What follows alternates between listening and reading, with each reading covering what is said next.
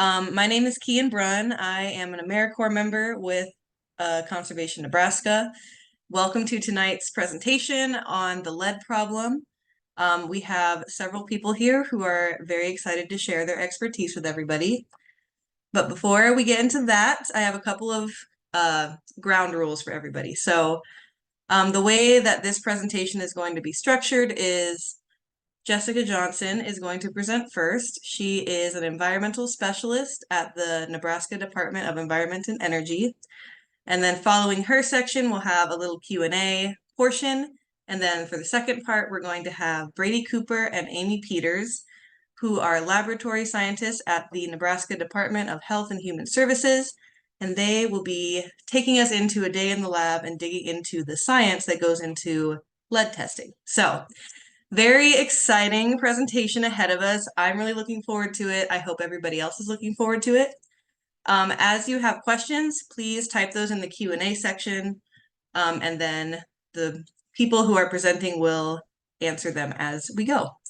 So with that, I will let Jessica Johnson introduce yourself and get started.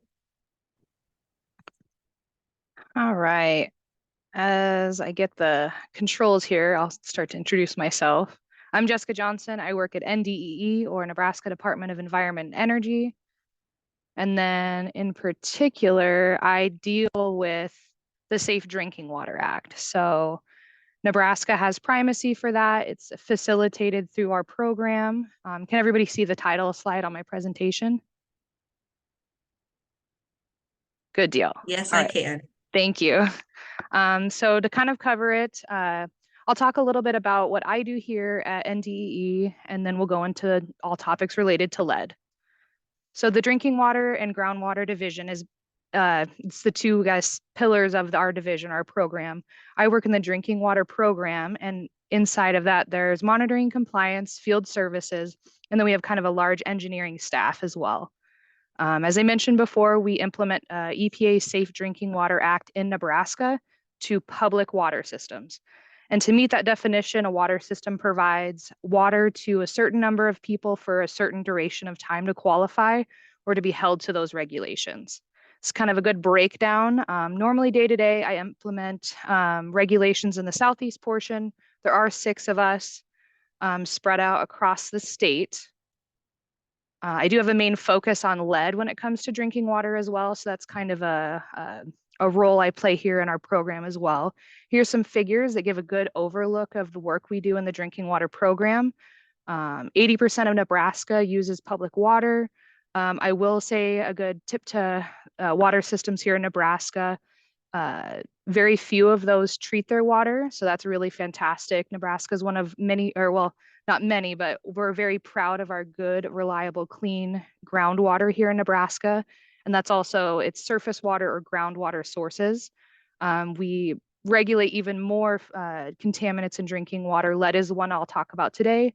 It's just under 100 now as new regulations come out related to drinking water. I'll cover the health effects of lead. In particular, I'll cover the lead and copper rule. There's multiple versions of that rule and a new one coming out as well. I'll cover how a system remains in compliance when it comes to lead in drinking water, kind of how that works between like a public water system and my department, the ins and outs of sampling, how we determine compliance, and then how reporting and then public notice works as well. I will end my presentation talking about a special grant that we have for lead testing in schools and childcare facilities across the state, which is still available. So if you're interested in that, feel free to reach out as well. So we can't talk about lead and copper without talking about lead in particular and those health effects. It's a plumbing material that's been useful for plumbing infrastructure since after the Civil War. Over time, though, we have learned through science that there are permanent negative health impacts when it comes to lead in drinking water. My discussion here today, or my presentation, will cover a lot of health information, but it's really health information related to lead in drinking water. There are other sources of lead.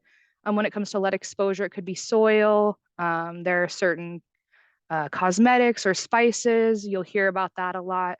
But in particular, this just covers lead in drinking water. For those health effects, we are most concerned about kiddos, so kids 0 to 6. Those health effects are permanent, so irreversible. It can cause impaired mental development, IQ deficiencies, shorter attention span, behavioral problems. There are health effects that adults experience, but in particular, we mainly focus on the kiddos. EPA does acknowledge that there is a goal of 0 lead in our drinking water. Sources of lead are the lines or the plumbing material that provides it to our home. So it can be naturally occurring or something that's in our geology, but in particular, those larger sources of lead are the pipes that get it from the well in the ground or that river out to our faucet. It could be a lead service line, it could be a galvanized line where legacy lead may be present, lead connectors, or solder or fixtures even inside your home. So this is a good infographic that talks about all of those locations. It's pretty simple because the world does not necessarily look this way in real life, but it is a good way to visually represent those different areas. So particulate lead is probably the smaller pieces of lead that you get from flaking or breaking off in the line, or sorry, they're the larger pieces. And that can come from physical disturbances. So maybe a main repair or some sort of work that's done in the line or hydraulic changes, flushing or different hydrant testing, it depends. But these disturbances, these large ones can cause those flakes to break off and enter our drinking water. Dissolved lead would be the smaller pieces of lead, and those are kind of related to the chemical changes in our drinking water. And it's our water's interaction with these lines or the contact time. And then there's chemistry that occurs to cause lead release in our lines. pH, alkalinity changes, chlorine residual levels, maybe fixture or pipe has a large or high lead content. Temperature, flow, electrical current can also influence lead levels in our water. Can't talk about lead with also bringing up copper. It's part of the regulations. It's called the lead and copper rule. It won't be a main focus here, but I do want to touch on it. There are health effects that come from copper as well. Most healthy adults have no issues excreting copper from their body. There are those in particular with Wilson's or Menkes disease that have a genomic order or disorder where they can't release that from their body. So they essentially have a buildup over time, which can cause complications. EPA has a maximum contaminant level goal, just like lead was 0. The maximum contaminant level goal for copper is 1,300 micrograms per liter or 1.3 milligrams per liter. Same with lead. Levels of copper are influenced by corrosion in the line, household plumbing. So if you have copper lines in your home or your faucet or water fixture, it's kind of evident when you see a blue-green stain on fixtures. Everyone's kind of familiar with like the Statue of Liberty or a dirty penny, not dirty or older penny where that corrosion has occurred over time. That's what you'll kind of see as well. Same typical parameters that influence lead also influence copper and the corrosion. It's slightly different with carbonate levels. Chlorine residual levels are also a big indicator. Once again, with the lead, that contact time or that time that the water is in contact with the line. So over time, we've learned that these materials are great for plumbing, but then we've also comes to levels of these lead and copper levels in our drinking water. And so EPA has developed regulations when it comes to drinking water and these two contaminants. There are themes throughout the very beginning till 2021 and 2 that there's the primary source of lead and particular copper are the line, solder, and plumbing fixtures. They're not necessarily always directly under the control of a utility, but the utility is responsible for monitoring and addressing corrosivity of their water if it's an issue, also doing public education and outreach when required, and operating their system to minimize lead exposure, and then implementing programs to reduce lead when it's needed. So there's lots and lots of regulations that have happened over time. In particular, the federal lead ban that was enacted in 1986, and then there was another one in 2011. There have also been regulations to establish standards for monitoring, for lead and copper in our drinking water. Many of them are particular to lead. The Safe Drinking Water Act, so that one in 1974 is probably the bigger one, or one maybe most people are familiar with, but it has been increasingly become more stringent since then and built upon. There are new lead and copper rules coming out. So the government just likes acronyms, so they add letters to each. So instead of the lead and copper rule, the new ones are called LCRR, lead and copper rule revision, and then LCRI, the lead and copper rule improvements. And they build on previous regulations to further protect public health. Safe Drinking Water Act, as I mentioned before, established an MCL, and that's essentially a standard where if the results are above or below this level, it determines compliance from my department's side. They began with an MCL and it later changed to an action level, and we'll talk a little bit about what that means. Then there's the 1986 lead ban that requires the use of lead-free pipes, or establishes a percentage to be considered lead-free, and it's for pipes, fixtures, flux, and solder as well. And then in 1988, Nebraska adopted that federal lead ban. So essentially anything after that has a standard to where it has to be lead-free. So this federal regulation applies to community water systems. And so that would be a village or a town, people that live there full time. The population is very important, in particular when you think of small villages here in Nebraska. It also could be MUD, so Metropolitan Utilities District, or the city of Omaha, the city of Lincoln, Beatrice, all of those. So population of 50 people to 50,000. EPA establishes a maximum contaminant level goal of 0 for lead, even though the action level, you'll see on the bottom part of my slide, the maximum contaminant level for lead is 0, but the action level for lead is 15 micrograms per liter. Copper's goal MCL goal is the same as the action level. These levels do require a utility to take action when they're exceeded or reached. So it requires replacement or potentially treatment of the water. The new lead and copper rule is coming out shortly. We're waiting for EPA to accept or review all the comments related to it. But it does require a lot of additional work on a water utility. It is proposing to lower the action level to 10 micrograms per liter. It's going to propose mandatory replacement of all lead service lines or galvanized requiring replacement lines. It also increases sampling and targeted sampling as well. It does encompass testing in schools and childcare locations across the state, across the nation, actually. And then it has a lot of additional lead education and outreach requirements to the public. So this is a good example, just like my infographic before, where it showed the different locations for the potential of lead sources in our drinking water. This new lead and copper rule really focuses on lead service lines and doing an inventory to determine where they are so that systems or utilities can provide education and outreach to their residents. And then also it guides them through what's required in the new rules regulations. Methods for identification can be system records, maybe historical records, maybe the year your home was built. That's also really important as well. You could visually identify the materials present in a service line, either on either side of the meter or as it enters your home. Sequential sampling is where you're taking lead samples, and say you take 10 and you should see a bell curve if there is a lead service line of where the lead results increase and then decrease again.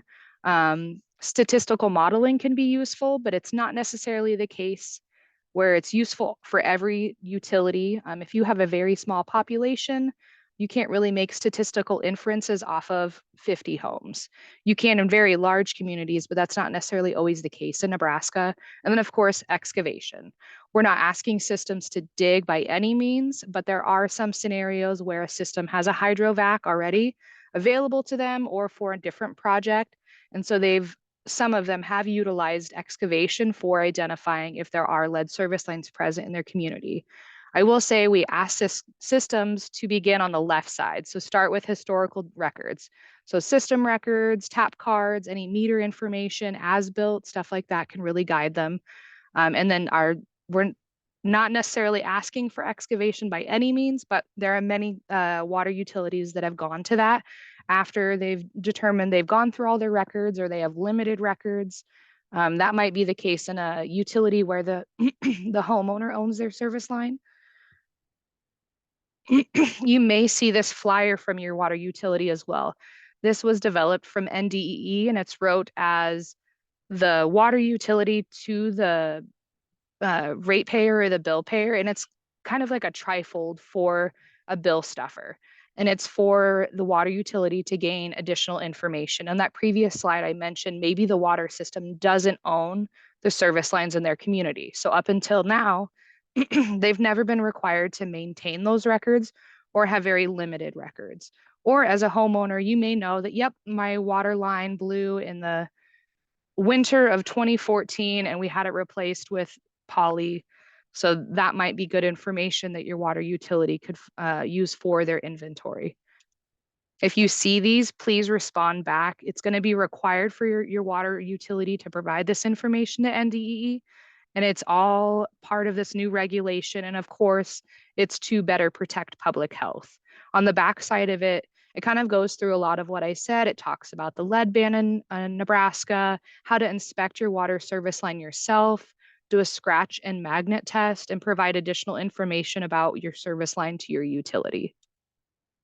So water systems are required to sample for lead and copper, normally on a 3-year basis. So once every 3 years, they collect a number of samples based on the number of people that they serve.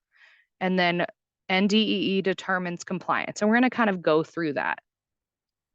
So to start, where does a water utility collect lead and copper samples? They need to collect them at tier 1 sites. And these are sites that have the highest or suspected highest lead service lines, or where there might be the most lead bearing materials present, those older homes. So pre 1988 is a good indicator. And so they're going to be gathering information on their communities, or they may already have it because they do this every 3 years. They develop a sample site plan with a list of those homes and then collect samples from them. So they're looking for lead lines. Copper is also a part of that rule, but in particular, the lead and copper rule really focuses on lead. I will say I always refer to copper as like the little sister of the two. And so it's included in the rule, but it's not necessarily a heavy focus. There are some other ways to identify your line or surface test. You can get this 3M product. It's kind of an interesting picture there, but I do like to show that. And so for sampling for a water system, they go through their records, determine appropriate homes to collect these samples from, and then they should ideally have about double of what they need, because it could be the case that someone's on vacation or they can't reach this homeowner or it's a rental. And so making those changes or being able to have a large or double the amount of sites they need is super important. And it can really help them because water systems collect these in 3 months over the summer. So it's really kind of a short time frame because we're looking to have water collected from homes with lead service lines or lead bearing materials, or older homes that are also collected during the warmest water months where those chemical reactions would be the fastest. They submit those sample site plans to our department. They're reviewed and approved. And then if they do not have enough, older homes with lead service lines to sample from, say a brand new HOA built in 2017, maybe it's all plastic lines, they'll just collect the number of samples required by their population and their representative sites. So not necessarily, it might not be the case that every community water system is going to be able to fit that tiering structure. But then they're still sampling at sites that represent that community. So if it is the case that everything is plastic, that's representative of the water being consumed by the public. This slide shows how the number of population affects the number of number of samples collected by that utility. Here talks about the tiering again. Yep. And then you kind of whittle your way down. You start at tier one sites, that's required by the regulations. If not enough of those are available, you move on to tier two, tier three, and then we call representative sites tier fours. And that is the case for some water systems. We want water systems to collect these at sites that are for human consumption. So kitchens or bathrooms, not the hose bib on the side of the house, like many of us grew up drinking, but sites that people are consuming the water from. So the goal of these samples is to be a first draw collection. And that is about 6 to 8 hours after stagnation. Everyone's gone to bed or no one's been home using the water that day. Maybe they've come back from work. The homeowner can collect these two, which is an interesting sample collection. It's 1 liter in volume. I've actually got one right here. If you guys can see it, it's labeled lead. I use these in my presentations. So after 6 to 8 hours of stagnation, they put the bottle under the faucet, fill the bottle to the top. We need 1 liter of volume, and it should be an indoor cold tap in the kitchen or bathroom. Systems can have the residents collect because as that stagnation comes into play for this sample, it's really difficult for one person from the utility to be at 5 or 10 or 20 locations all at once. And so systems can provide those homeowners with information on where and how to collect and walk them through it, and then they can collect it themselves. Invalidation can happen. So you can have strange things that happen. I've had with homeowner sampling, it's another cook in the kitchen. It gets things a little more complicated in a sense. Or maybe it was collected at a hose bib on the outside of the house. And say you haven't ran that hose for 3 weeks, that water has just sat in contact with that hose bib or that line out of the house. And so you're going to get really skewed results. Maybe it is a vacant home, or no one was home for 4 days and they just collected the sample when they returned from vacation. That extended contact time can influence results. And in particular, it can get systems out of compliance when it comes to the lead and copper rule. So poor sites or poor sampling protocol all come in here. It can be also maybe a sample got rejected for turbidity, something like that. And so that's a consultation that the system and myself would have. And then we just document that and recollect or collect at a different site as needed. Just kind of the topics that I covered a little bit ago, vacant homes or homes not used in months, any recent plumbing changes. So like I mentioned early on in my presentation, if you have brand new copper lines after a repair, it's going to give you very high copper results, right? These are all snapshots in time, and so we don't necessarily want that for a compliant sample.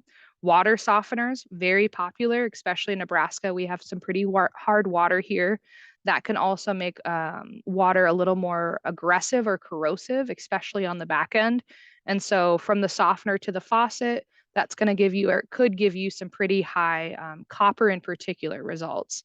If you have a whole house treatment system, I will talk about that in a little bit, but some people just elect to have them. They prefer it. It's called a point of use or a point of entry device. We wouldn't want that to determine compliance. It may show that there is no lead or copper. There'd be like a zero detect, and we wouldn't want that to be representative of a community. Not everyone has a whole home treatment device. If there was maybe stagnant flushing going on that didn't reach the 6 to 8 hours of stagnation, we wouldn't want those results skewed. Removing aerators or anything like that, we want those to stay in place. That lead particulate can flake off and enter the sample bottle. If they're using bottles that are not provided by the state lab. So standard monitoring is done by a system that has issues with lead or copper, and it's done every 6 months. So I talked earlier about how normally water utilities, if there's no issues, are on reduced monitoring. They sample once every 3 years. Systems that do have elevated levels sample at a double amount. So if they normally take 10 for their population, they're taking 20, and they're doing it every 6 months. They have to continue to do that type of sampling to keep an eye on things until they stop exceeding the action levels. If they're not exceeding the action levels, they can be annual or triannual, and they do that during the summer months, so June 1st to September 30th. So there's an interesting thing about the lead and copper rule. It's based on treatment techniques or how a water system's water is corrosive or not and how they address that. Exceeding the action level alone for lead and copper is not necessarily a violation. When there are violations, those normally are associated with not necessarily sampling incorrectly, but maybe sampling at bad sites or sites that are not appropriate. Maybe it's an issue that is very rare. I would say not meeting deadlines. They're not collecting those samples that are required, not performing public notice or doing lead education when it's required, not reporting changes. So they submitted a sample site plan, but then we learned that their samples were not collected at appropriate sites, stuff like that. So this is when I come into play. Compliance determination and reporting. So our department compares the pool of data, so all of the samples to the lead action level, lead and copper action level, and it's based off the 90th percentile of that data. And so this slide is actually a really easy summary of how that's determined. I'll say the second bullet point is probably the easiest explanation. If you take 10 samples, your ninth highest sample for lead and copper is where your 90th percentile is. And it's really just a statistical representation of this pool of data and these sites that represent a community. So it just determines if the community is having like an issue with lead and copper and or just copper or lead. But that's where compliance is determined. So we'll kind of cover what a normal season for a water system looks like. A community or non-transient, non-community water system collects their samples. They send them off to the lab. After analysis, we compare it to their 90th percentile or that ninth highest sample. Is it at or below the action level for lead and copper? In this example, it is. So they always have to provide the results back to their homeowners in that community where they collected those samples. And then see you in 3 years. They just conduct routine lead and copper tap monitoring. They always have to notify each site of the results of their individual results within 30 days of getting them from the state lab. They provide each resident with a consumer info about lead and copper form, and then it has their individual results on it and some relevant health information as well. They certify to NDEE that they've done that public outreach, and then they provide also the results or that 90th percentile on the following year's consumer confidence report. And you guys may have seen it. It's like your water quality on tap. It's kind of like a water report card. And it's just an annual statement about how the system's, water utilities compliance is with the Safe Drinking Water Act. It has a summary of all the previous year's results, and it just is a good like report card for your drinking water. In this example, this is when a water utility has exceeded an action level, so they have elevated results. So the 90th percentile exceeds the action level.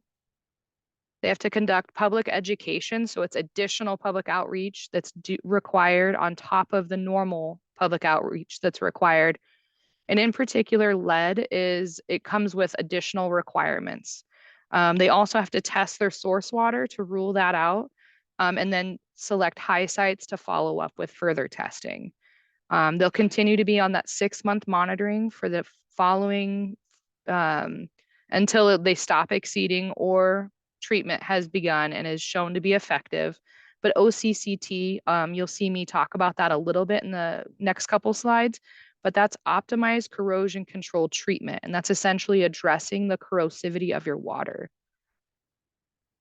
Go to standard monitoring, and yep.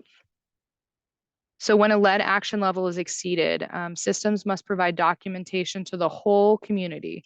So they have to provide public education and outreach to not just the sites that were sampled, but everyone in the community receives that normally by mail in Nebraska. They must mail and post results. So they usually post in 3 public places on top of mailing to all the customers. It has to have required health language as well. And then they also need to target facilities that serve vulnerable populations. And so that could be like a pediatrician's office, uh, maybe a public uh, schools, stuff like that.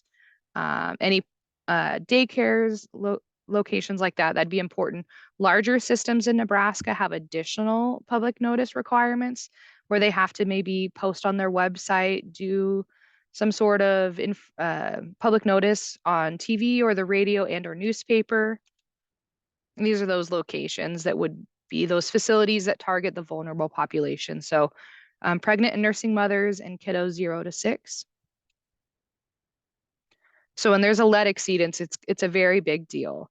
When the 90th percentile is higher than the action level, public education is required. They have to test their source water for alkalinity, conductivity, changes in pH and temperature. And that also occurs every 6 months. And those water quality parameters are really to look at the characteristics of the water to determine if it's corrosive and guide their treatment process. So looking at dissolved inorganic carbon and stuff like that is going to guide their treatment approach when it comes to addressing corrosion in their water. And then potentially lead service line replacement as well.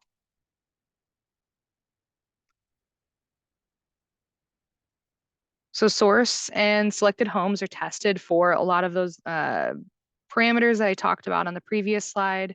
Temperature is important. That's why we sample for lead and copper over the summer. It's the warmest water months. It's where those chemical reactions will happen the fastest. They're doing that at their source and then also inside their community to see how maybe those characteristics change. OCCT, like I mentioned, is optimized corrosion control treatment, and it's a study that's performed by an engineer, and it must be approved once it's submitted, reviewed and approved by us. Chemical treatment is designed to reduce the corrosivity of water, and often when we see this, it's phosphates, ortho or polyphosphates, or a blend, and it's used, or the design is to create a passivating film inside the line so that the water is not coming in contact with the lead or copper line that's leaching into the water. So this is kind of a timeline of how a water system would go through this. They're not only collecting all those samples, right, every 6 months, they're doing lead and copper and water quality parameters, but they're having to hire an engineer, have their study reviewed and approved by the state. They submit plans and specs. Once the study is complete, they can install. Then there's a lot of inspections that are done as well. These processes can maybe take 3 to 5 years, and that can all depend on a water system's staff availability, financial ability, all of that comes into play. If a system has, for whatever reason, stopped exceeding the action level, they can pause. Maybe it is where it wouldn't be a good example to say a community would do this, but a non-transient, non-community system, it's also held to these regs. They could install point of use devices or something like that. For whatever reason, they're no longer exceeding. They can essentially get on the exit ramp when it comes to compliance and return through further testing to compliance. They'll still do water quality parameter testing, but once they have 2 rounds below the action level, they can move to annual and they remain on that frequency for 3 years. And then they can eventually move back to triennial. If they were to ever exceed again, they start right back where they had stopped. If there are still issues with exceeding the action level after the installation of corrosion control, the system then has to go on to replace 7% of their lead service lines annually. If a lead service line is owned by that customer, the public water system does not have to replace that line or just a portion of the line if it's owned half and half. But often the community, so that water utility will work with those homeowners to get those lines replaced. Only full replacement counts when it comes to your replacement percentage. So ownership is not really acknowledged, even though it is a big factor in how this all kind of pans out. Individuals are also encouraged to test their home or potentially reach out to your water utility if you're interested in your lead and copper results. They should have those available for 12 years. If you do not live in a city or a community water system and you live on your own well or property with your own well, you can test your own drinking water for lead and copper. And we do encourage individuals to do that. You can contact the Environmental Public Health Labs, shipping and receiving at 471-3935, and they'll get one for you. It's only $19. It covers the cost of the kit, postage, and everything. And it's very easy for an individual to do. We're actually going to watch a little video on how to collect these samples. There are also ways for individuals to take action to reduce their exposure to lead and copper in their drinking water. So contact time is very important. So if there's any situations where the water sits stagnant or in contact with the line for extended periods of time, you can always flush your line prior to drinking it. So flush the tap every morning by running cold water for 1 minute. Only use cold water for drinking and cooking. So if you're going to make spaghetti, don't fill up your pot with the hot water. Fill it up with the cold water because water's temperature increases the chemical reaction. We usually recommend this for maybe schools that have like winter break and no one's used the water for a week. You're going to want to flush that out. There are routine flushing protocols when it comes to water utilities. And so it does make sense to also do this in your home. If you have like maybe a large facility, like a school or maybe a hospital where there's lots of lines, it is recommended and they often have flushing practices that are implemented as well. There is treatment that individuals can have as well. And some people prefer these. It's not necessarily for everyone, but we do like to mention them. The main thing is that any device you do select, make sure it's NSF or ANSI certified for lead removal. I don't want to necessarily mention brands or endorsement of any brand here, but a lot of people think of like a Brita pitcher filter. That's the same idea of a pitcher filter here. Reverse osmosis is a technology that's very effective at removing lead or other inorganics in your drinking water. And depending on the needs, the amount of water your home will go through or use up, you may need a whole home treatment device or setup. And that really just depends. It can be a simple device that screws onto the end of the faucet or an RO that's a separate drinking water spigot on the side. It's really up to the individual homeowner on that. Many new fridges have a pitcher filter kind of on the front with like the water dispenser. And so looking at the certification of that pitcher filter or that filter is really important as well. So I'm going to end with talking about the WIN grant or the testing for lead in Nebraska schools and childcare facilities. So this is a national endeavor that's happening across the nation and different agencies in other states. So Department of Ed might have it in Missouri. NDEE implements that here in Nebraska because we have the drinking water program in our building. It's us. And so it does make the most sense. We work in partnership with DHHS and our local health departments, and I'll kind of cover that. So the goal with this project is to test for lead in drinking water where our kids spend most of their day. I am at work right now, or 8 to 5, I am at the office, and my son goes to childcare. He spends 8.5 hours every day consuming water somewhere else. So we should be testing that water as well. And so we have a grant to cover the cost of testing at any licensed childcare location or school across the Nebraska. And so that can be private or parochial.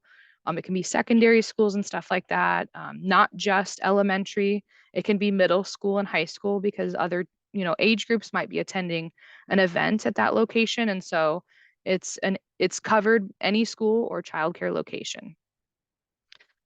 In particular, why? It's the kids. I started off with this slide here at the very beginning.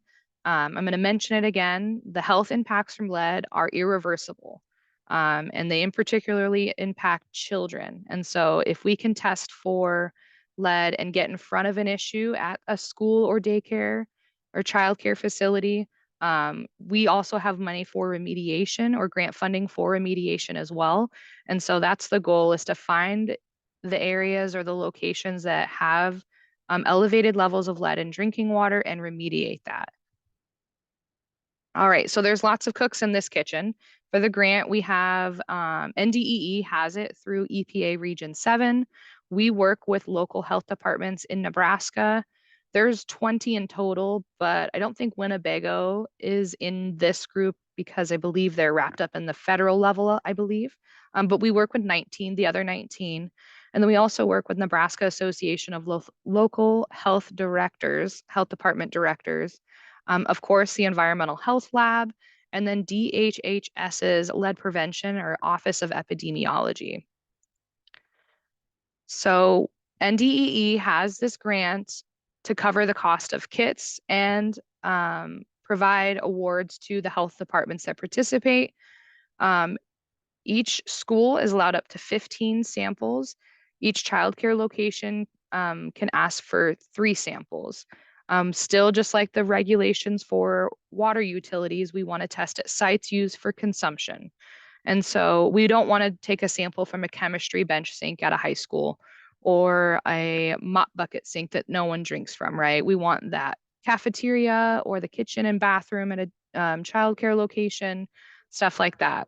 We actually have 3 grants. So the first 2 cover sampling and the awards to the health departments, and then the third covers remediation. So any site that has results above 10 micrograms per liter is eligible for remediation. And that's to replace any faucet, fixture, or fountain, potentially to look at premise plumbing or the lines inside the building as well, up into the service line. And that's kind of fantastic. So it's a holistic approach to addressing lead. So the health departments do the outreach. They identify school and childcare facilities that are eligible. And then they place orders with the state lab, usually weekly. It can depend. And they work with those locations even after sampling to help them interpret their results. And there have been situations, say a local health department's not actively participating at the moment. I step in and work with that school or childcare facility. They are also providing newsletters, same with NDEE.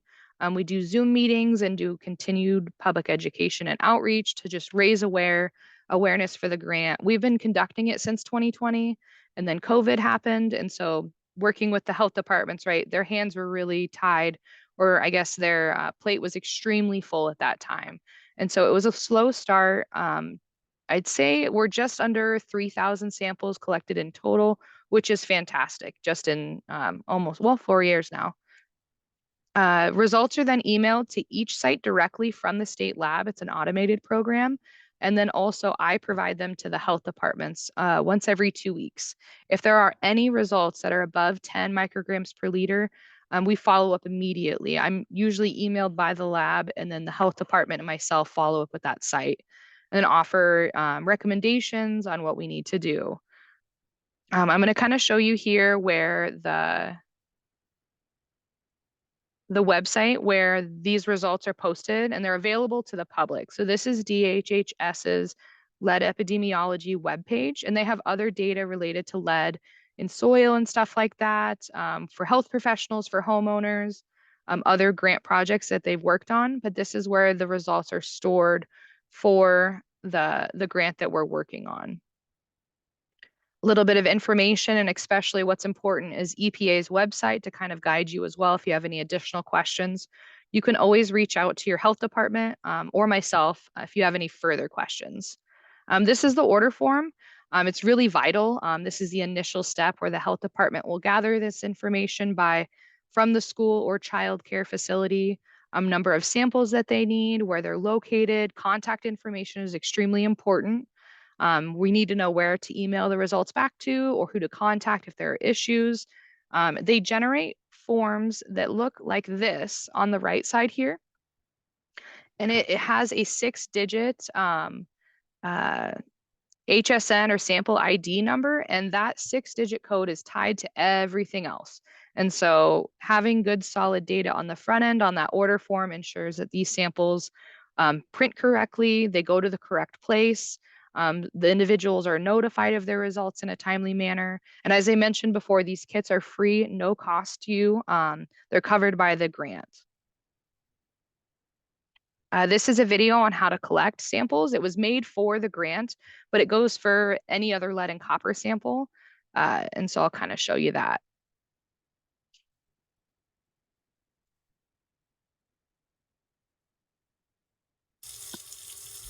Welcome and thank you for tuning in. In today's video, we're going to show you how to collect and send a water sample to test for lead. Do not use a sink at least 8 hours before collecting the sample. Here to demonstrate proper lead sampling techniques is drinking water specialist Craig Preckle. Lead sampling is important because it makes sure the water in your facility is safe to drink for staff and children. And with a little bit of planning, it only takes a few minutes of your time to collect a sample.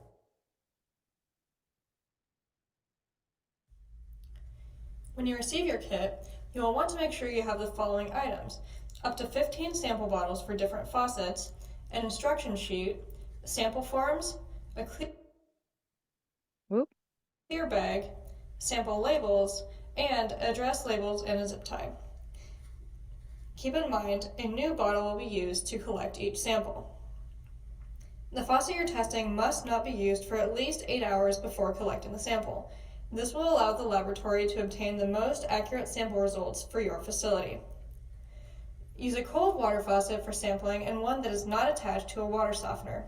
Do not remove the aerator from the faucet before sampling. To collect the sample, place the bottle below the tap, turn on the cold water, and collect the first water as it flows from the faucet. Do not allow anything to touch the inside lip or cap of the container. Fill the sample bottle to the neck and turn off the water. Close the lid tightly and place 2 labels on the lid and 2 on the container. The labels will be pre-printed with the sample locations that you requested to be tested. Place the samples in the provided bag using the zip tie to secure it.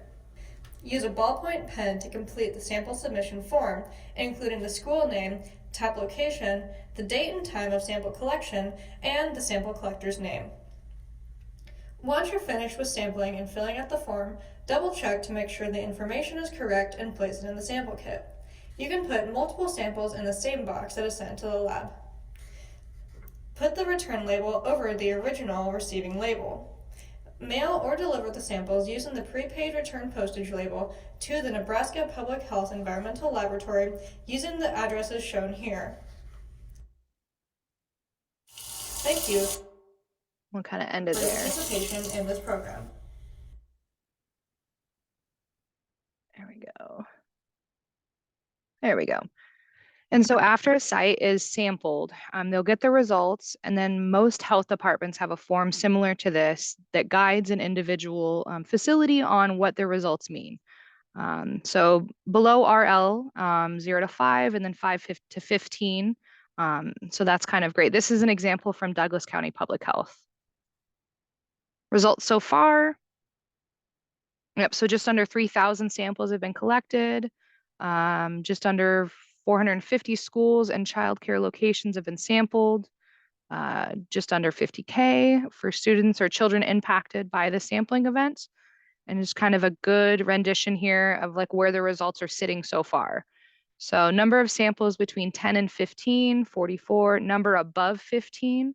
And then I'm really happy to say this, that the number of samples with below the reporting detection level or 0 essentially is 1,365, which is great.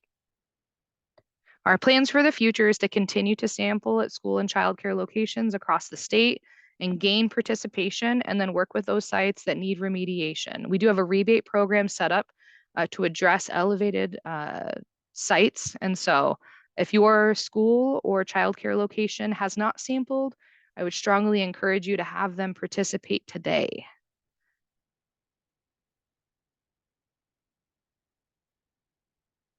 All right, I kind of went through a lot in a short amount of time. So if you have any additional questions, you can definitely reach out. There we go. Here's my name and contact information. Awesome. Thank you so much. So I do see that we do have quite a few questions in the chat. Can you see those, Jessica? Yes. Okay. So if you just want to read them out loud so that everybody can hear it, and then I think that the first 2 the first 2 bubbles are the same question. All right. So I noted the, oh, sorry, there's a little bit of feedback. I know the cost for the water test kits. If this is a public utility, why do people need to pay for this themselves? So the water utility pays for the kits that they're required to collect for compliance. If an individual is maybe on their own water well or is interested in testing, they can. Not every community offers free testing though. And so if an individual is interested in testing their home and it wasn't tested during the routine season, it wouldn't be covered by the water utility. And unless it's a school or childcare facility, it couldn't be covered under my grant either. He has a second question. I work in an organization where are concerned about some of these environmental toxins.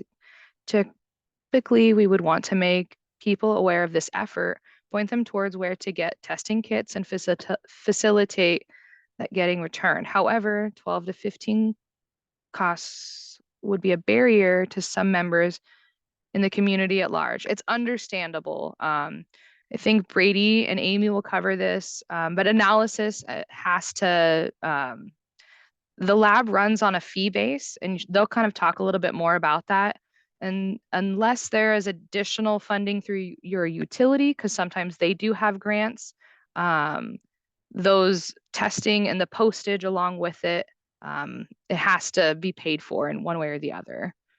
So right now, sadly, we don't have testing for lead in drinking water free to everyone. So this effort is geared towards systems or institutions rather than household. Correct, not necessarily. So there is, if you're interested in testing for lead and copper or any other contaminant, as a matter of fact, you can contact and get test kits ordered at the Environmental Health Lab as well. There are certain requirements that are held for water utilities by the Safe Drinking Water Act. There might be another institution like Head Start, for instance. They have to test for like nitrates and lead, stuff like that. Childcare facilities also have testing that's required. So it just depends. This information can apply to everyone. Do you have a contact for the federal level? As an Indigenous-led organization, we would want to ensure that both Winnebago and Omaha nations participate and are informed and made aware of this program. So Winnebago Health Department should be participating with this program, but I believe that they're doing it on the federal level. And if they are not, they can definitely contact me or someone from EPA Region 7. You can feel free to give me a call or shoot me an email. If you would like, I can put that in the chat if that is helpful. Let me get my email. Yeah, anyone that has additional questions or has anything like that, feel free to reach out to me. Same for Omaha and CNT. There are 3 reservations here, not just Winnebago. Correct. I am aware of that. There are more than just not just Winnebago. Feel free to reach out to me after this and we can discuss that further.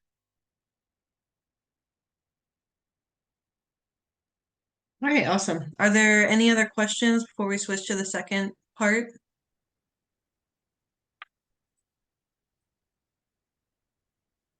All right, not seeing any come through, so thank you so much for your presentation. Jessica will be here for the remainder of the time, so if you do think of any that are specific to her, you can always put those in the chat. So at this point, we're going to switch over to the second half of the presentation. And Amy, are you the first one who's presenting? Yeah, I'll go through the introduction of the first part, and then Brady will take on the bulk of the I guess, more technical things. Awesome, sounds great. Yeah. So I'm going to make you the host that you can share your presentation. There we go. All right, feel free to introduce yourself, where you're from, and you can get started whenever you're ready. All right, 1 second.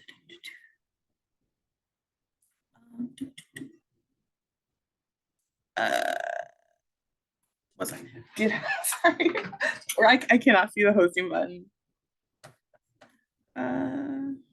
So you should be the host. Do you see the share screen? Share screen down on the green. Down. Oh, Okay, I apologize. It's that's so okay. hard. Technical difficulties, they happen. Yes, all right. Screen one. All right. Welcome everyone. Let me know if you can see that. Is it popped up? Loading. It's getting there. It says that you're screen sharing. Here There we it is. go. There we go. All right.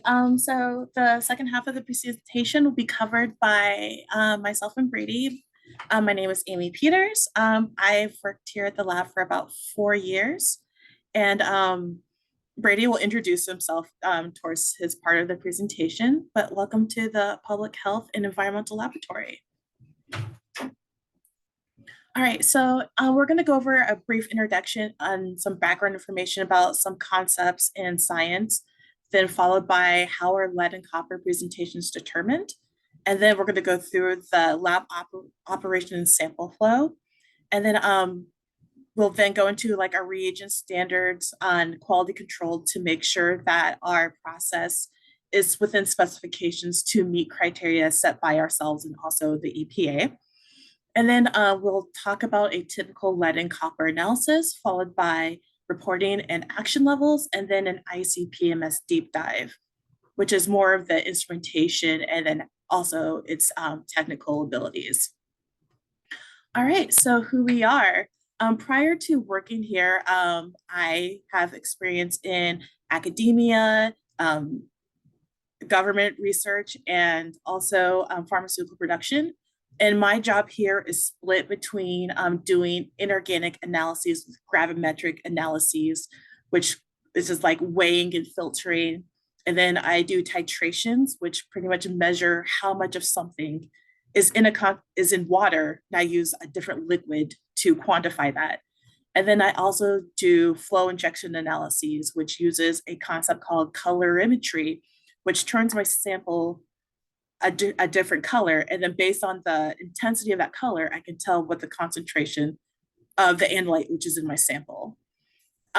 So after some training, and within the next month or two, I'll be helping out Brady, who is the main metals analyst. I guess I'll just go ahead and just talk about Brady. He is the main new metals analyst. He's worked here for about 3 years, and he's been a pretty awesome coworker. All right, so what is the Nebraska Public Health and Environmental Laboratory? We are the primacy for Nebraska, which means that we facilitate the we facilitate the auditing of different laboratories if they want to test drinking water. We are the main facility that has to test for certain analytes for such as lead and copper, of course. And then we also do things with arsenic, cyanide, a whole host of different things. We also are certified by Region 7. So they are the main government entity that keeps us accountable to make sure that we are doing what we say we're doing, and we're also doing within regulation. And as Jessica mentioned before, and also to answer the question that was posted before, we are fee-based. So we do not run off of tax dollars whatsoever. How this laboratory runs is pretty much is through the charging of testing, and then that pays our salary and keeps the lights on. I do apologize for quoting the wrong price too. I think I just realized that as well. Oh, no, yeah, sorry. So on our website, which we have towards the end of this presentation, you can see how much each thing costs. So you are correct in the sense that it is $19 per analyte. So that's like per metal. So like per lead, per copper, per arsenic, sodium, stuff like that, manganese, and so forth. So total, if a private citizen not using the WIN grant wanted to get their water tested, it would cost them $38. And then if they just wanted lead, it'll be 19. If they just wanted copper, it'd be 19. So 19 plus 19 is 38. All right, so before we go into the science, I just want to cover some simple science terms. So when we talk about concentration, it's pretty much how much of something is in a given amount. So like, let's say if you've ever been to somewhere or someone cooked for you, you had something that was too salty or too sweet, you could say that the concentration of salt or the concentration of sugar was too high given that bite. And what we do in our lab here is to make sure that those concentrations within a given volume are within our regulations. And if they're too high, then that can definitely impact our daily lives. So we want to make sure that what we test is robust, it's defensible, and also to make sure that people in Nebraska have safe drinking water. All right, so water can have a lot of stuff in it. Like as an excellent dissolver, water can pick up things that are pretty much in any contact that it has with. So if you notice with a lot of snow melt, if you look on the ground, you can almost see the salts from the sidewalks being in there. Definitely, or have you ever noticed like oil, like the little shimmery thing? Like water can pretty much take up stuff and just carry it wherever. As Jessica mentioned earlier, we monitor the stuff that's in water, such as alkalinity and pH, because those levels can influence infrastructure, can influence how buildings are resilient to the elements. For inorganic testing, Brady and I test over 20 different analytes, anywhere from things like arsenic to zinc. All right, so the reason why I bring up that water can have a lot of stuff in it, because as Jessica mentioned earlier, our water, our primary source of water comes from the Ogallala Aquifer, which is the largest aquifer in the United States. From the graphic, you can see it stretches from the very bottom part of South Dakota all the way down to Texas. And that's a lot of surface area for water to have contact with it. So as water and surface water get contaminated, depending on what's going on, like agriculture, industrial runoff, or just basic human activities, that can get into our source. Granted, the layers within our soil, the clay and whatnot, can filter some of it, but it doesn't filter all of it. So we just want to make sure that whatever gets in our water that we test is still safe. Because as the slide says, the people in Nebraska, a majority of us rely on this aquifer. All right, so why do we, the NPHEL, analyze water for copper and lead? Well, it's regulated. So if you are ever bored or really want to get into the government side of things, you can look up Federal Code of Regulations, Title 40, chapters 141 through 143, and that pretty much talks about the drinking water regulations. And if you want to get in particular to lead and copper, you can visit the Federal Register, which is chapter, so 56 Federal Register sections. Actually, you can just pretty much Google it. But the Federal Register is the official daily publication for rules and proposed rules, federal notices for agencies, organizations, as well as executive orders and presidential documents. So if you ever want to read why Congress has this in place, you can go to that resource.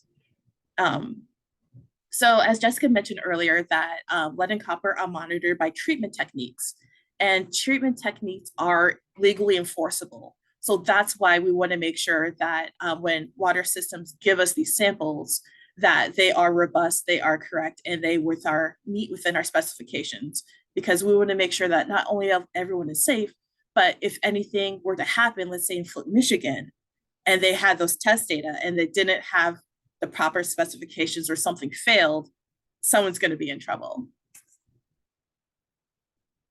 All right, so here's a graphic of the periodic table. And how does the NPHEL test for lead and copper? Well, we use EPA method 200.8 ICP-MS. So ICP-MS is very powerful technology that can tell us how much of an element here on the periodic table is in a water sample. For example, with the EPA method 200.8, the ICP-MS technology can tell us how much arsenic, lithium, magnesium are in a sample of water. Although ICP-MS can detect most of the 118 elements shown on this table, only a few here are regulated or allowed for drinking water analysis. As a quick overview, the periodic table pretty much makes up everything with our known physical reality. So if you take, for example, 2 hydrogen, 1 oxygen, that's helium, 2 hydrogen, 1 oxygen, you get water. And then let's say if you add another oxygen, then you get hydrogen peroxide, which is a cleaner and also can be very dangerous. And then, And then I guess just going on, then if you add like a carbon, then you can get sugar, add nitrogen to that, you get the makeup of most living organisms. So it's just a very, very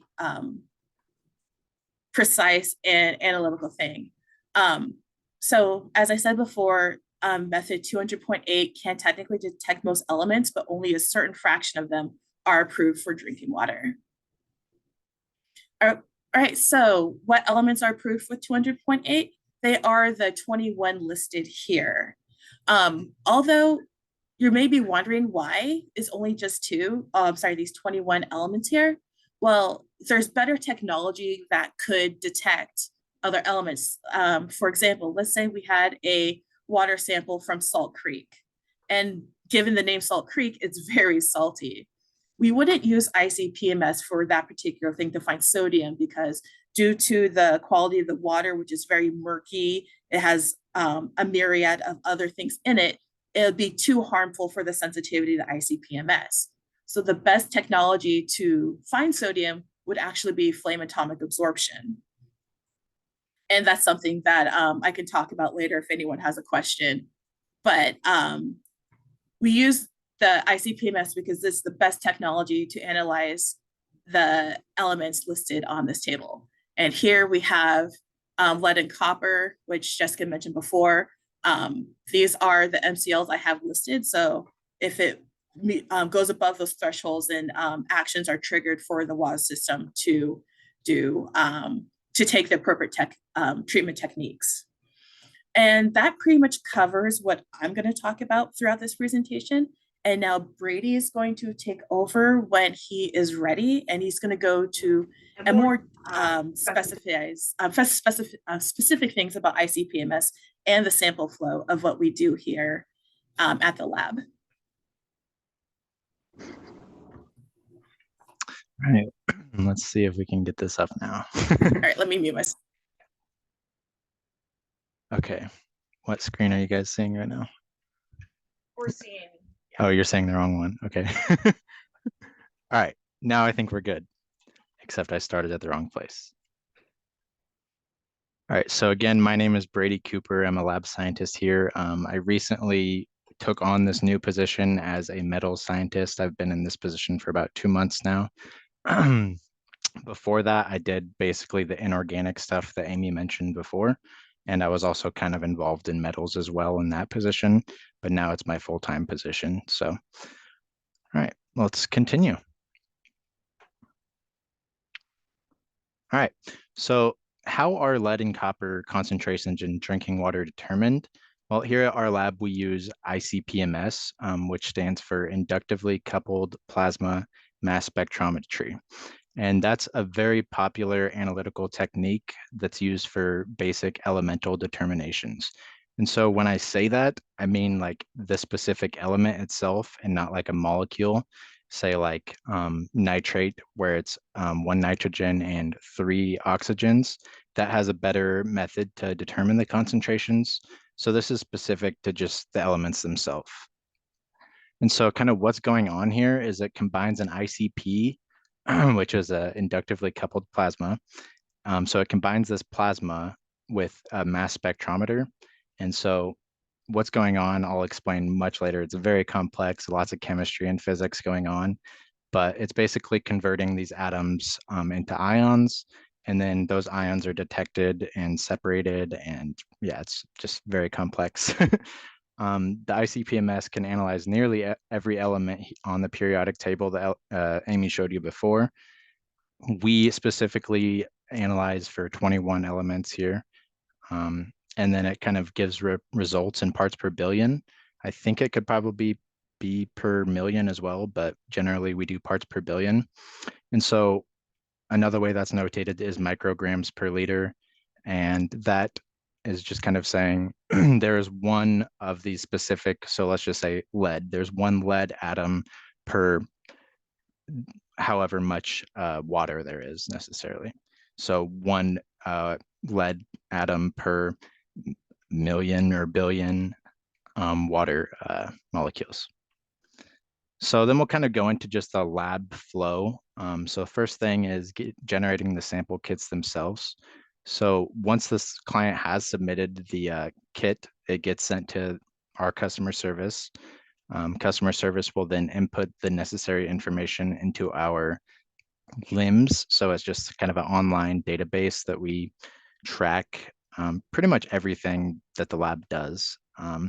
And so they will generate a sample submission form, which you guys saw on Jessica's slides, that has unique sample IDs. And so that kind of follows the sample throughout the whole process. And so the kit gets assembled with the proper sample bottles and then instructions that are specific to the requested analyses that you guys want. We do a bunch of different analyses, not just lead, copper, not even just metals themselves. We do a wide array of like organics, microbiology, stuff like that. So then once the kit is ready, it gets mailed out to the client, or they come and pick it up depending where they live. So these are just some pictures of some sample bottles and a sample submission form. So this is a typical lead copper sample here on the left. Has to be in that 1 liter at, based on EPA. And then these ones in the middle are the wind grant samples. They're a bit smaller, but same thing, just holds water. And then the sample submission forms kind of just have all the important information, a sample number, what analysis is being done on it, all the demographics that were necessary and filled out by the collector, and then just the sample IDs. So once the client has collected, then they get returned to us, either the mail or they bring them in directly. And then our customer service is generally the ones who open it and they inspect to make sure that everything's good. You know, the sample made it without spilling it during shipment, or maybe something wasn't filled out correctly. We just want to make sure that everything is good, all the information's been documented, etc. And samples can be rejected for a bunch of different reasons, such as, you know, maybe they didn't fill it up enough, or the bottle got damaged in shipment or something. There's many different things we could reject them for that might impact the results and the quality.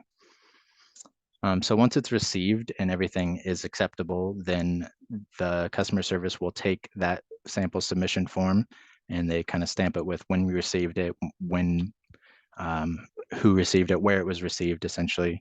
And then customer service will take the samples to their respective area.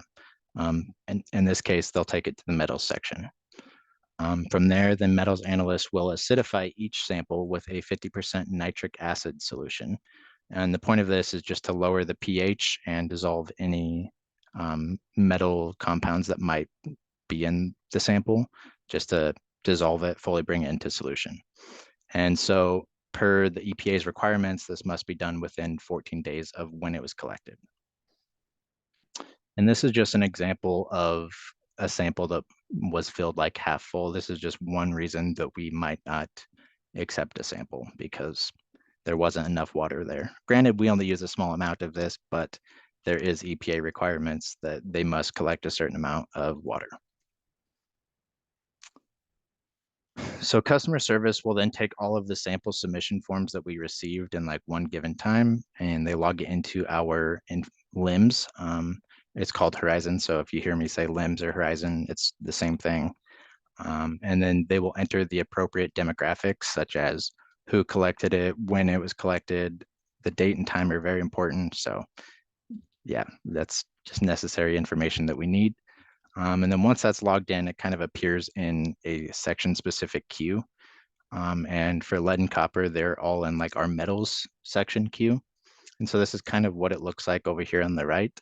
It's kind of split up by departments or the instrumentation necessary that's used on the analysis. For lead and copper and all the other metals, everything's going to be in this metals queue. And so then you can further see the columns, say like ready to batch, there's 2 that are ready. There's 33 that need data entered, et cetera, et cetera. And then within that metals queue, we'll kind of go to a further division of a queue. And so as you can see here on the left, we have a turbidity queue. That's kind of the first step that the samples will get put into. And I'll touch on what turbidity is later.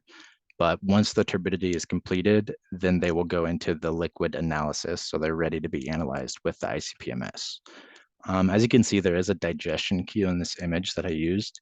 Generally, digestions and filtrations aren't something that we're regularly doing on the samples, but it may be necessary. And again, I'll touch on that here in the next couple slides. Down here on the left is just kind of what a batch looks like. So it's just kind of a group of samples and all the necessary quality control samples that we need to run with it. And then, so it assigns a batch number. It'll have like who the analyst was, and then just all the samples associated with that. So the first step as a metals analyst is we typically will determine the turbidity concentrations, and this needs done for each of the samples that get analyzed on the ICP-MS. Unless it comes in like saying needing filtration or something, then it will go straight to the filtration process. So if it's greater than 1 NTU, which NTU stands for nephelometric turbidity units, not super necessary that you know that, but it's just a standard unit to just show what turbidity is. And so if it's greater than 1, it's considered not drinking water. And so a digestion is required, which I'll kind of touch on that here in a bit. But if it's less than 1 NTU, then the sample can be analyzed directly. And then kind of on what Jessica mentioned, for public water systems, the turbidity must be below 1 or we just don't analyze it. They'll have to recollect it. But for like private clients or other samples that we get, we can go ahead and digest them and then analyze them. So some of these pictures here, I'll start with this first one here on the bottom left. This is just kind of a graphic to help you see what turbidity is. So something with super low turbidity is going to be very clear, easy to see through. And then higher turbidity is going to be very murky. You can barely see through it. So think like water, low turbidity, high turbidity, maybe like chocolate milk, like you can't see through chocolate milk. And then these top two graphics. So this is just a turbidity vial. So we would pour the sample into one of these, and then it gets put into our turbidimeter. And this just kind of will take about like 30 seconds to stabilize and kind of give us a reading of what the turbidity is. Generally, they're all below 1, but there is a few that don't meet the turbidity criteria. And then if they don't meet the turbidity criteria, then they go through a digestion process, which this down here on the bottom right is what our digester looks like. And so basically what's inside is just a carousel of tubes. And so you would add the sample and with a bunch of acid and basically put it in this microwave deal, and it's going to break down all the content in there to force it into solution so that everything's kind of dissolved. All right, so then we get to preparing an ICP-MS run. So turbidity has been done on everything. Generally, turbidity kind of gets done once a week, and then the samples just will wait in limbo until they're ready to be analyzed. So along with that turbidity vial is generally when we'll pour off the sample analysis tube. And so it's just a little plastic tube that will then go to the ICP-MS. And then so once we have our batch generated, then we will go gather those samples and can kind of just start getting everything ready. Part of that would be making standards, making other quality control samples, and then other reagents such as there is a nitric acid rinse. There's an internal standard, which I'll touch on that later as well. And then just some more rinses that are necessary for our auto sampler and the instrument. So here's just kind of how we are creating standards. So what we do is we purchase these high concentrations of specific elements. So this one is a lead standard, and it's a vendor that is certified and kind of goes through rigorous testing to make sure that these are of high pure quality and within like certain limits. So this has a known concentration. I think it's 1,000 ppm. And then we'll take like very small amounts of that and then basically make dilutions based on our calibration curves. So on a larger picture, what we do we're analyzing so many different elements besides lead and copper. So we'll kind of make one stock that is full of a bunch of different elements, and then we can further make the calibration curve or the quality control samples as necessary. And then as you can see, this one's just kind of a blank sample. RL is just kind of our report limit standard. So this is going to be the smallest concentration that we have in our calibration curve, which again, I'll touch on that later as well. But then we also have a 100 ppb solution and a 200 ppb solution. And those further get diluted to kind of fill in the in-betweens, like a 20 and a 50 ppb. But again, we'll touch on that later in the deep dive.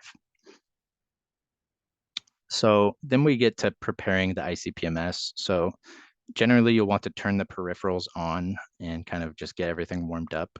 This image on the left here is a, sorry, is a chiller.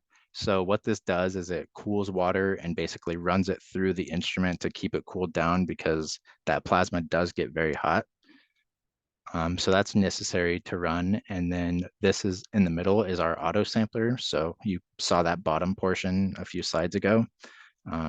So it's essentially pumping like rinses and internal standards through the instrument as well. And then up top here is kind of where we put the sample vials. And this probe will kind of just go to a specific location and bring up the sample and introduce it to the instrument later on. And then kind of as we got those on and we're running carrier solution through, then we can ignite the plasma. And then after about 20 minutes of warming up, then we'll run a performance report. And that's just to kind of make sure that the instrument's running smoothly. If we do see any issues here and like things aren't passing, like it would tell us if something fails, then that's when we could further tune our instrument, or maybe a part needs replaced or new tubing needs fixed, something. So then once you're kind of ready to go, you would then open your software. For this instrument, we use Qtegra. And then what you would do is basically create a lab book. And so that's essentially your run. So as you can see here, there's a bunch of things going on, but just kind of in the middle is kind of where we would enter all of our standards that we're using, any beginning quality control samples to make sure that our calibration is reading good, and then the individual samples themselves get ran.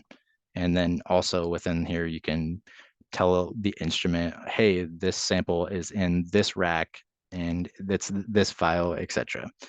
And then you can also change a bunch of different parameters, and it's just endless what you can do with this software. It's kind of insane.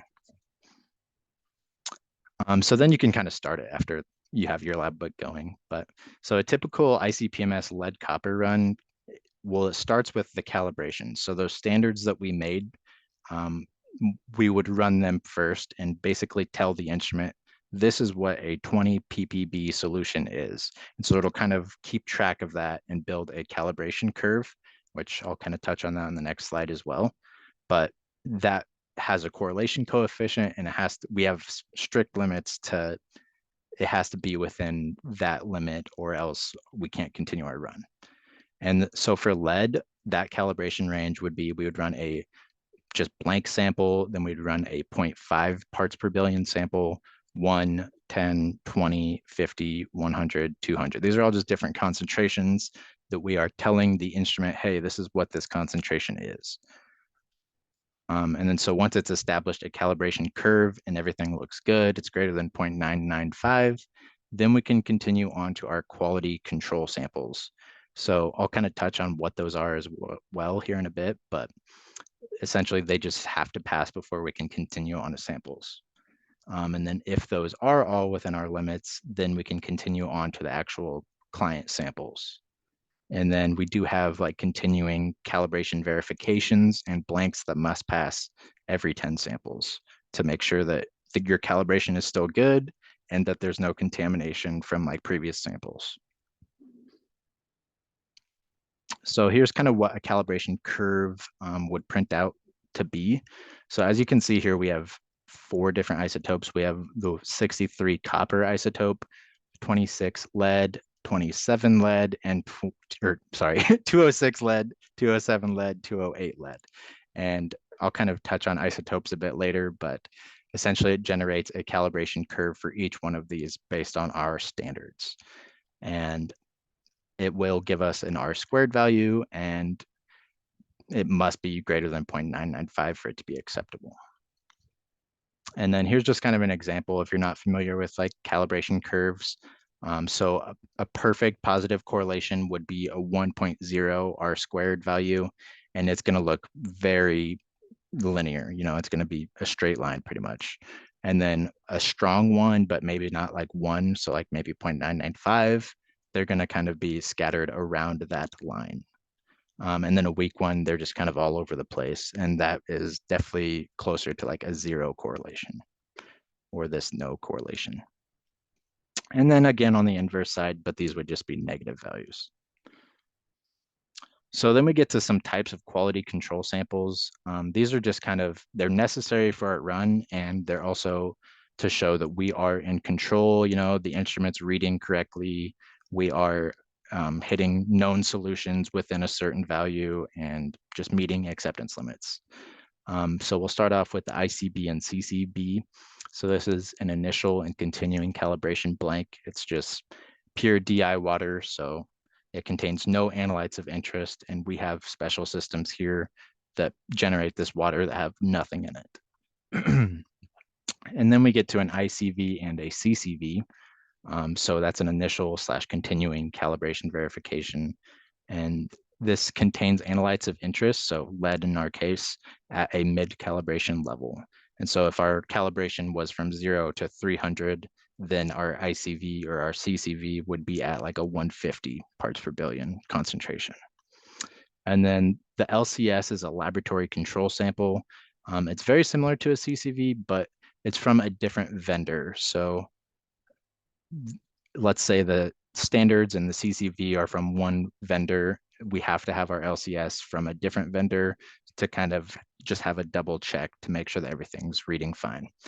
And this contains a known concentration of the analytes of interest, but generally it's at a different level than the CCV. And then we have our LFM and LFMD, which is a lab fortified matrix and a lab fortified matrix duplicate.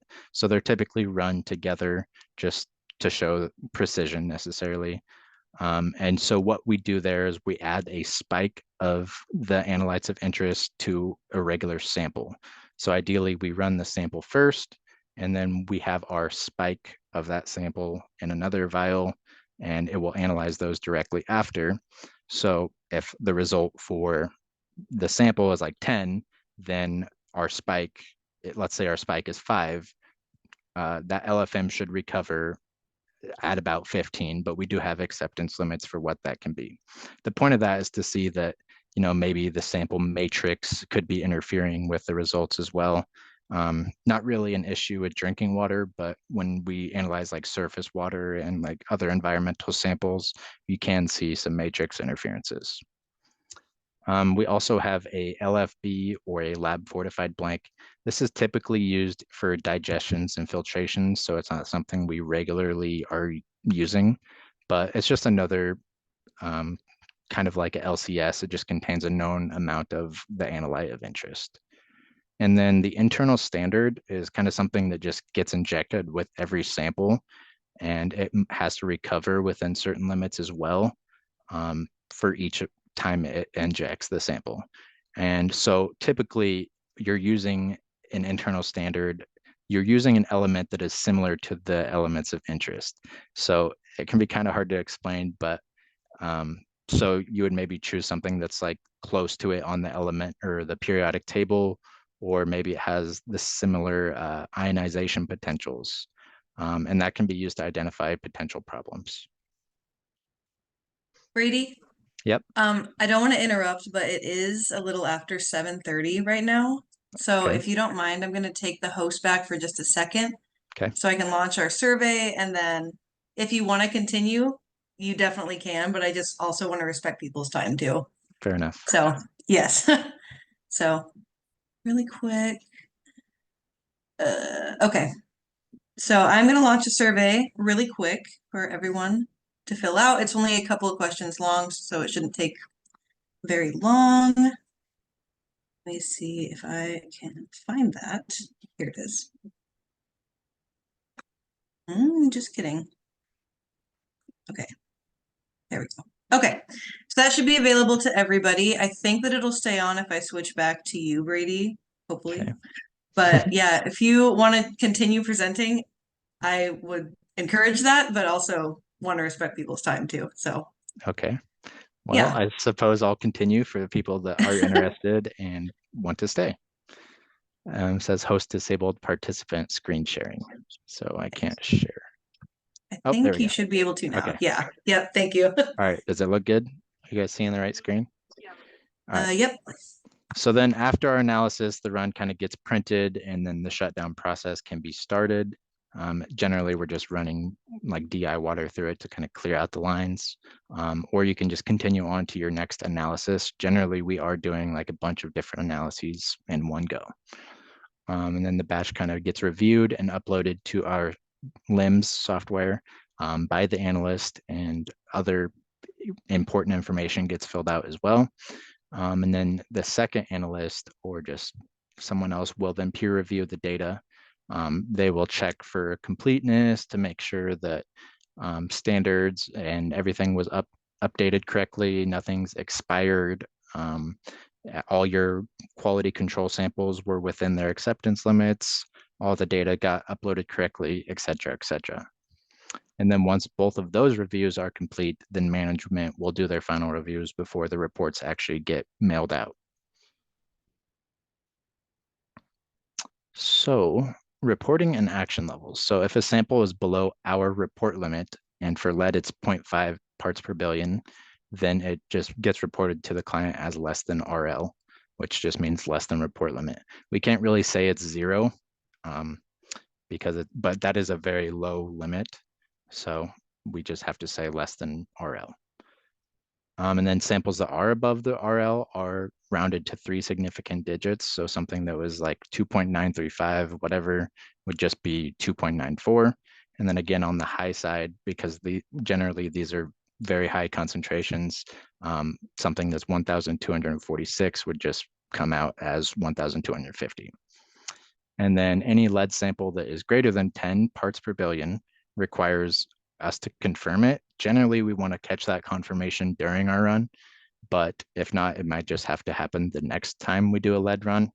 But then management is notified as soon as we see that, and then they will inform Jessica or whoever in the drinking water program needs to know.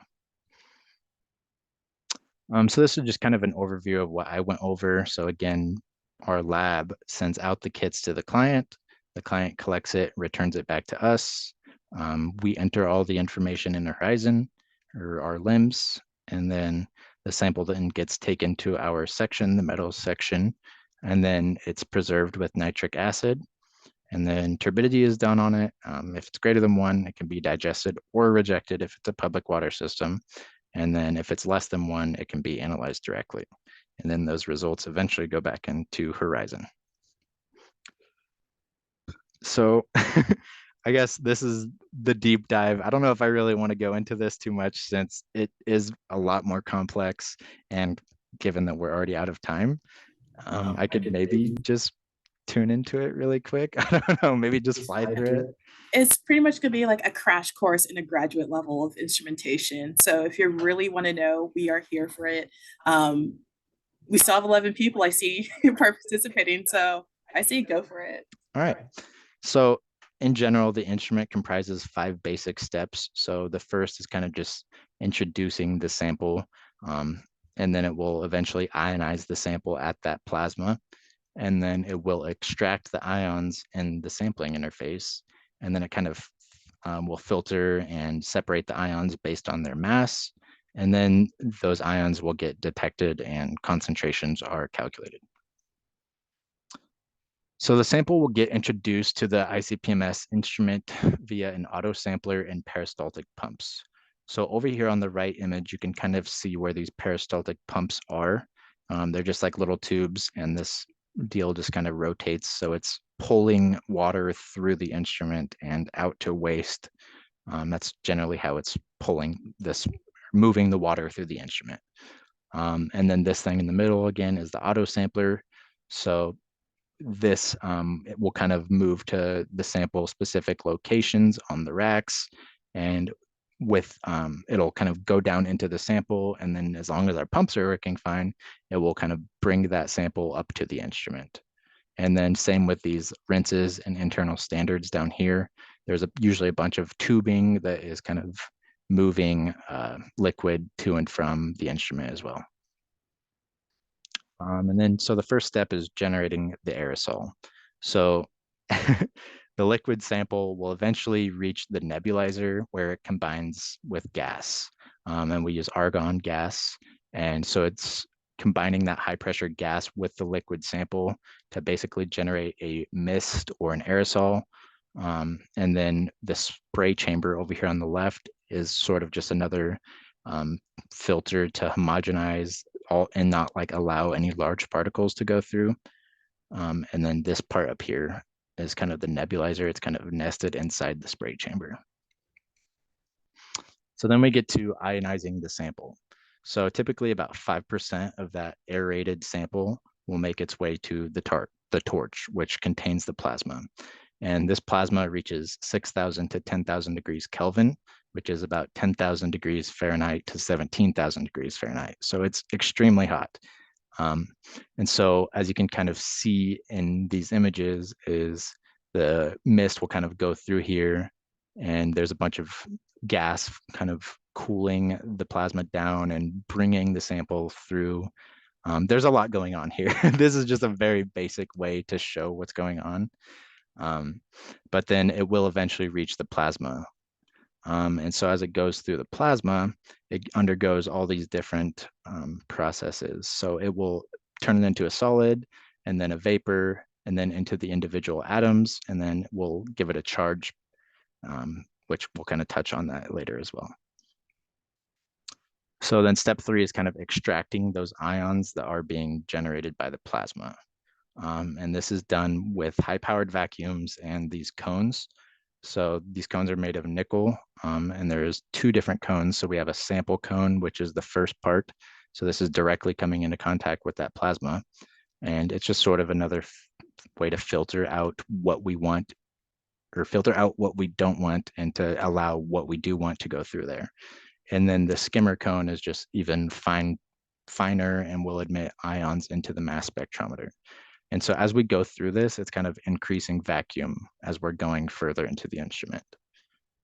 There's a lot more at play here, but this is just very basic, generic way of explaining it. So then we get to separating the ions based on their mass, which this is where it starts to get really confusing.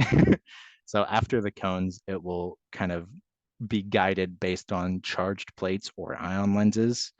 And then since all of the ions of interest that we test for have a positive charge, they either are attracted to the negatively charged lenses, or they are deflected away from the positively charged lenses. So that's kind of how it's guided throughout the rest of the instrument, is based on just the charges and how these ions are interacting with that. So negative species just are rejected, and then neutrals and photons aren't affected because they're not being guided by those forces. And then also, as we're going through here, the vacuum is getting even stronger. So then continuing on that, we eventually reach the quadrupole, which essentially just think of it as another filter. So we have all these different isotopes, okay? And if you're not familiar with isotopes, just think, so they're all the same. So lead has 4 isotopes, for instance, and you can kind of see on this graphic over here. So we have lead 204, which is not very abundant.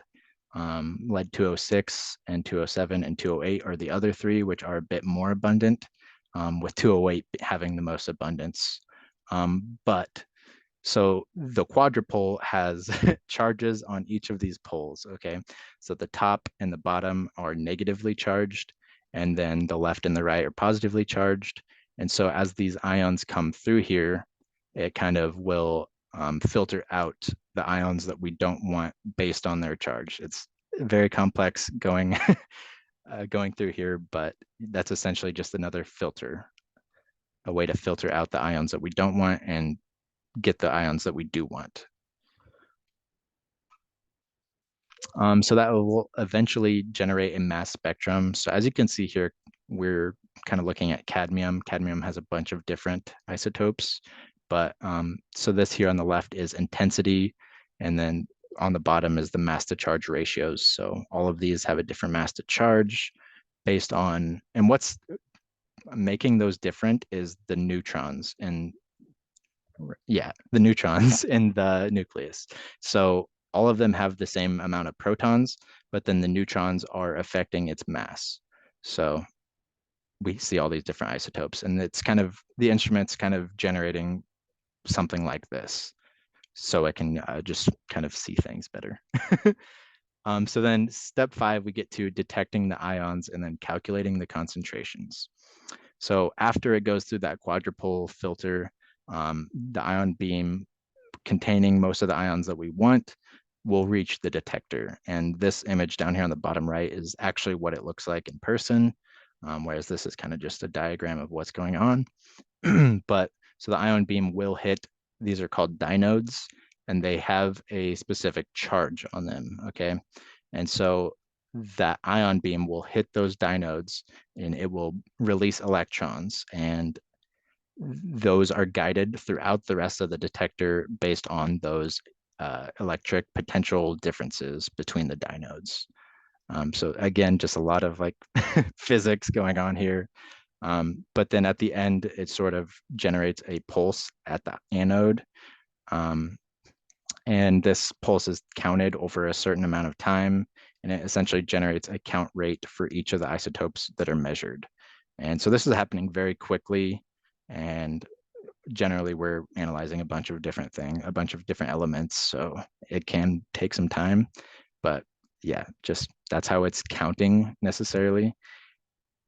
And so here's just another image that kind of better shows what's going on inside the detector.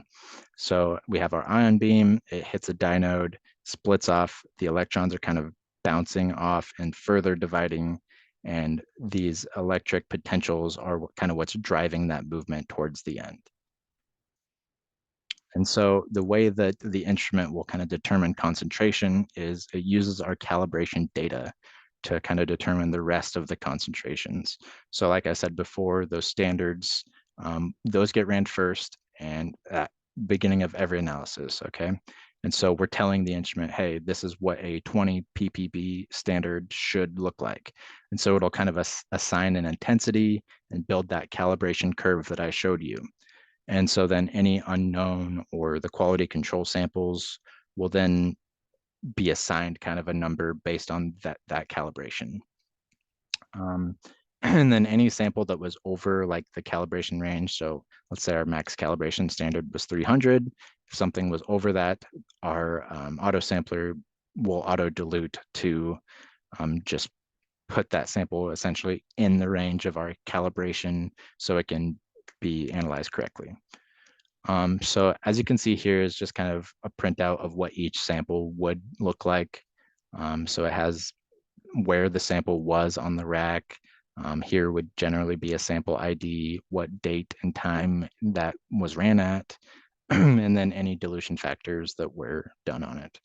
And then as you can see down here, this was only a copper run. So if this was a lead copper run, we would have results here as well, but you just see Na.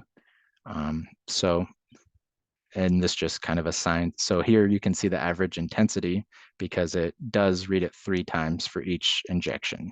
So it will average 3 results. And that intensity then, again, going back to the calibration curve, gets plotted and then it assigns it a concentration. And for this specific sample, the copper result was 1,047 parts per billion.